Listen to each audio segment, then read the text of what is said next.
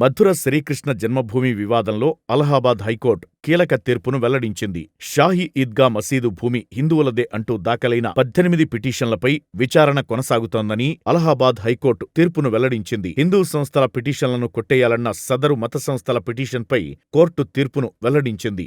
షాహీ ఈద్గా మసీదులో పూజలకు అనుమతించాలని హిందూ సంస్థలు పిటిషన్ దాఖలు చేశాయి. మసీదులోని 2.5 ఎకరాల భూమి శ్రీకృష్ణ జన్మభూమి ఆలయానికే చెందుతుందని వాదించాయి. మసీదు కమిటీ దగ్గర భూమికి సంబంధించి ఎలాంటి రికార్డులు లేవని కూడా పిటిషన్లో వెల్లడించారు. జూన్ 6న విచారణ అనంతరం సదరు పక్షం దాఖలు చేసిన పిటిషన్ను విచారించిన జస్టిస్ మయాంక్ కుమార్ జైన్ నిర్ణయాన్ని రిజర్వ్ చేశారు. శ్రీకృష్ణ జన్మభూమి కేసులో దేవస్థానం తరపు న్యాయవాది సౌరభ్ తివారీ భారీ విజయం సాధించిందన్నారు. అలహాబాద్ హైకోర్టులోని జస్టిస్ మయాంక్ కుమార్ జైన్తో కూడిన single bench CPC order 7 rule 11 ప్రకారం షాహీ ఈద్గా మసీదు ట్రస్ట్ దరఖాస్తును తిరస్కరించింది.